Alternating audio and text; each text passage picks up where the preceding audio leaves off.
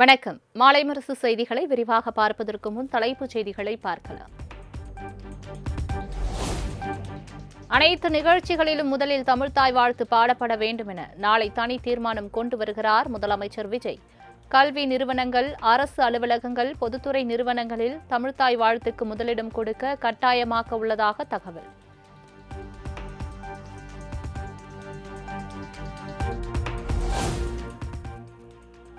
மியூல் account வைத்து பண பரிவர்த்தனை உள்ளிட்ட பல்வேறு மோசடி சம்பவங்களில் ஈடுபட்ட 837 பேர் சைபர் கிரைம் போலீசாரால் கைது.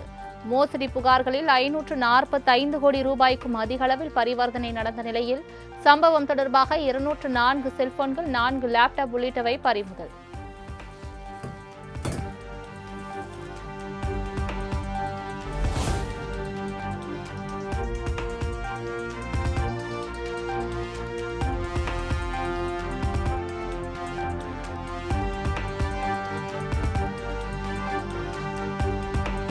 அரசியலில் யாரும் நிரந்தர எதிரியும் இல்லை, நண்பனும் இல்லை என திமுக முன்னாள் எம்பி கனிமொழி சோமு கருத்து.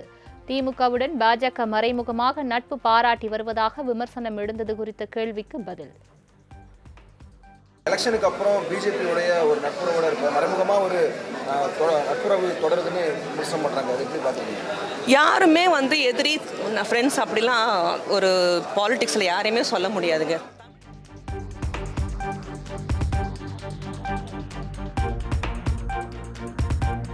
திமுகவின் புதிய நண்பர்கள் யார், யாருடன் நட்பு வைக்கப் போகிறார்கள் என்பதை தெரியப்படுத்த வேண்டும்.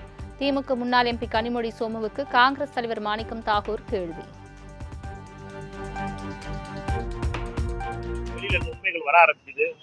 திருமதி கனிமொழி சோமு அவர்கள் சொல்லிட்ட செய்தி என்பது அரசியல்ல நண்பனும் கிடையாது, நிரந்தர நண்பனும் கிடையாது, நிரந்தர எதிரியும் கிடையாது. அப்படின்னா நட்பு யாரோட வச்சு போறாங்க? நட்பு யாரை அவருடைய புதிய நட்பு யார்கிட்ட போக போகுதுங்கிற டைரக்ஷனை சொன்னீங்கன்னா நல்லா இருக்கும்.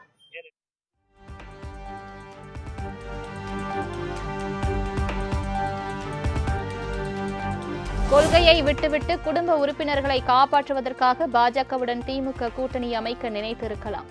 அரசியலில் நண்பன் எதிரி என்பது நிரந்தரமில்லை என்ற கனிமொழி சோமு கருத்துக்கு அமைச்சர் அருண்ராஜ் பதிலடி.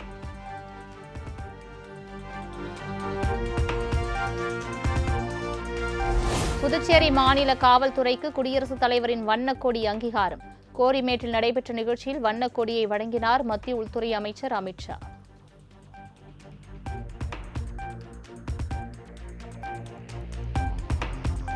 மத்திய உள்துறை அமைச்சர் அமித்ஷாவுக்கு புதுச்சேரி காவல்துறை சார்பில் அணிவகுப்பு மரியாதை. திறந்தவெளி வாகனத்தில் நின்றவாறு அணிவகுப்பு மரியாதையை ஏற்றுக்கொண்டார்.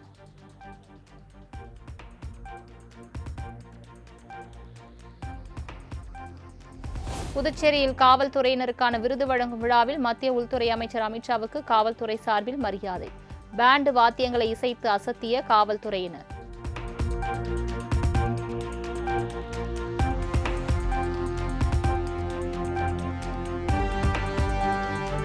திண்டுக்கல் ஆயக்குடியில் உள்ள கன்னிக பரமேஸ்வரி அம்மன் கோயில் நிலத்திற்கு சொந்தமான நிலத்தை போலி ஆவணங்கள் மூலம் பத்திரப்பதிவு என தகவல். 2 கோடி ரூபாய் மதிப்புள்ள நிலத்தை 9 லட்சம் ரூபாய்க்கு பத்திரப்பதிவு செய்து வைத்ததாக பழனி நில மோசடி வழக்கில் கைதான சார் பதிவாளர் ஜஸ்டின் மணிகண்டன் மீது குற்றச்சாட்டு.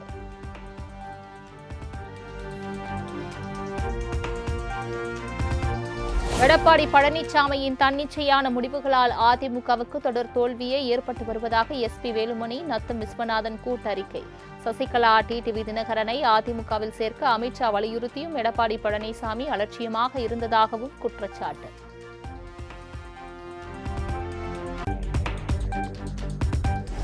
நடந்து முடிந்த சட்டமன்ற தேர்தலில் தாவேகாவுடன் கூட்டணி அமைப்பதற்கான காலம் கைகூடி வந்தும் இபிஎஸ் அதை பயன்படுத்திக் கொள்ளவில்லை. தொடர் தோல்விகளை சந்தித்து வருவதால் அதிமுக நிர்வாகிகள், தொண்டர்கள் மத்தியில் மிகுந்த சோர்வு ஏற்பட்டிருப்பதாகவும் கருத்து.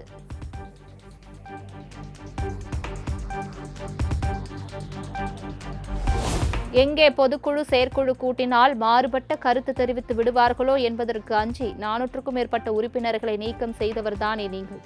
அதிமுக பொதுச் செயலாளர் எடப்பாடி பழனிசாமி மீது எஸ்பி வேலுமணி, நத்தம் விஸ்வநாதன் விமர்சனம்.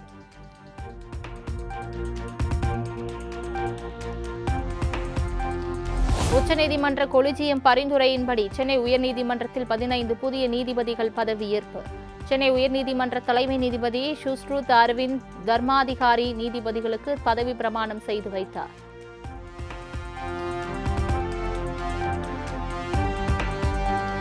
MBBS, BDS படிப்புகளுக்கான தரவரிசை பட்டியல் நாளை வெளியாகும் என அமைச்சர் அருண்ராஜ் அறிவிப்பு. இதுவரை 72,627 பேர் விண்ணப்பத்தின் நிலையில் இளநிலை மருத்துவ படிப்புக்கான கலந்தாய்வு ஆகஸ்ட் 13ஆம் தேதி தொடங்கும் என்றும் பேட்டி.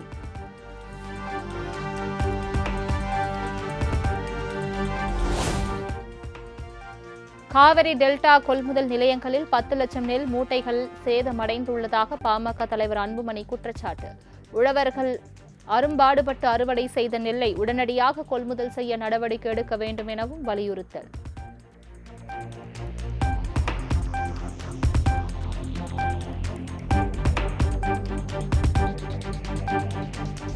திருச்சி மாவட்டம் துளையாநத்தத்தில் உள்ள தமிழ்நாடு அரசு திறந்தவெளி நெல் சேமிப்பு கிடங்கை உணவுத்துறை அமைச்சர் வெங்கட்ராமன் நேரில் ஆய்வு.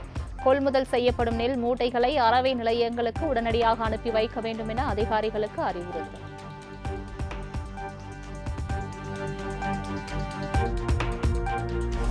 தனது ஆதரவாளர்கள் விருப்பம் இருந்தால் தங்கள் கையில் நாட்டாமை குடும்பம் என பச்சை குத்தி கொள்ளலாம் என நடிகரும் பாஜக பிரமுகருமான சரத்குமார் அறிவுறுத்தல்.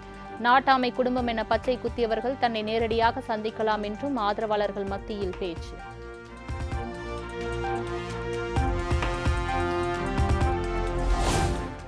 சென்னை டிஜிபி அலுவலகம் செல்லக்கூடிய ராதாகிருஷ்ணன் சாலையில் திடீரென ஏற்பட்ட ராட்சத பள்ளம். ஒரு கார் உள்ளே விழும் அளவுக்கு ஏற்பட்ட பள்ளத்தால் வாகன ஓட்டிகள் அதிர்ச்சி.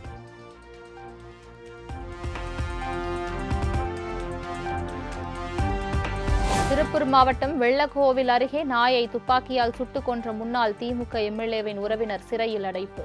தான் ஆசையாக வளர்த்து வந்த கோழியை நாய் கடித்து கொன்றதால் ஆத்திரம்.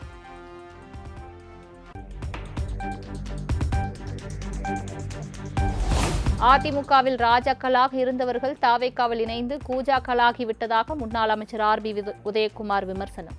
ஆளுங்கட்சியில் கொள்ளையடித்து குபேனராகி விடலாம் என கனவு கண்ட விஜயபாஸ்கரர்களை பார்க்கும்போது அரசனை நம்பி புருஷனை கைவிட்டு சென்ற பழமொழி நினைவுக்கு வருவதாக சாடல்.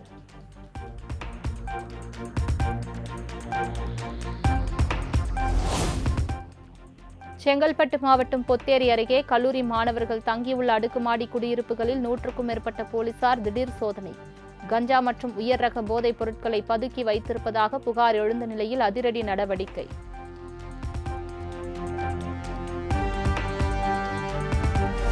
தூத்துக்குடியில் ஆள் நடமாட்டம் அதிகம் உள்ள இடத்தில் சாலையில் திரியும் ஆட்டை அலேக்காக தூக்கி பைக்கில் கடத்தி செல்லும் ஆசாமிகள். பட்ட பகலில் நடந்த சம்பவம் குறித்த CCTV காட்சி வெளியான நிலையில் போலீசார் விசாரணை.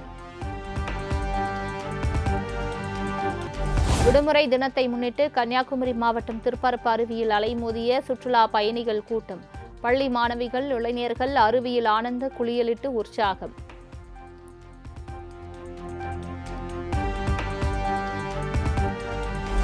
வார விடுமுறையை முன்னிட்டு கொடைக்கானல் சுற்றுலா தலங்களில் அலைமோதிய சுற்றுலா பயணிகள் கூட்டம்.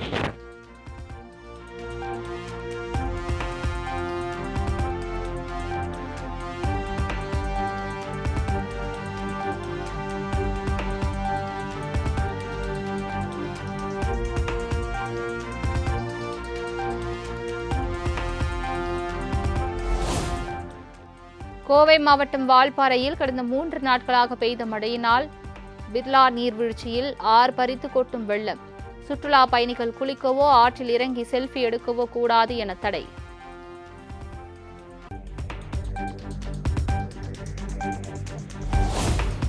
சென்னை எழும்பூர் ஆயிரம்விளக்கு, தேனாம்பேட்டை, சைதாப்பேட்டை, கிண்டி, மீனம்பாக்கம் உள்ளிட்ட பல்வேறு பகுதிகளில் திடீர் மழை. வான மேகமூட்டத்தின் காரணமாக விமானங்கள் வானில் வட்டமடித்ததால் பரபரப்பு.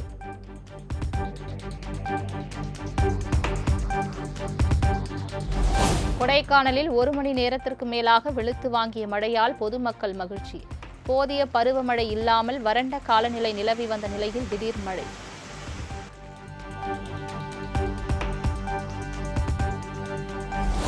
தமிழ்நாட்டில் 1 வாரத்திற்கு மழை பெய்யக்கூடும் என வானிலை ஆய்வு மையம் கணிப்பு.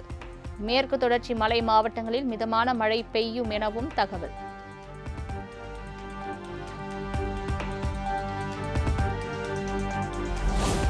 கர்நாடக மாநிலம் கபினி அணையிலிருந்து காவிரி ஆற்றில் நீர் திறப்பு அதிகரிப்பு. அணைக்கான நீர்வரத்து 12,820 கன அடியாக இருந்த நிலையில் இன்று 14,599 கன அடியாக உயர்வு.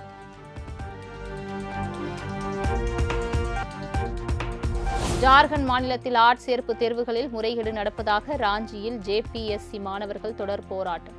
மாணவர்கள் போராட்டத்திற்கு நடிகர் பியூஷ் மிஸ்ரா பங்கேற்று ஆதரவு.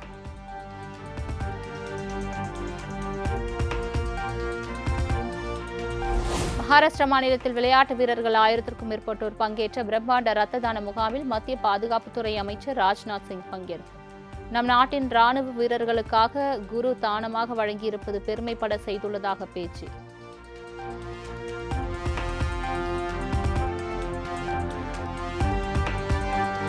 தமிழக கர்நாடக எல்லையின் நித்தலபுரா பகுதியில் தோட்டத்திற்குள் புகுந்த காட்டு யானைகள். தென்னை மரத்தை தூரோடு பிடுங்கிய யானை ஒன்று அதனை முதுகில் வைத்தபடி செல்லும் காட்சி வைரல்.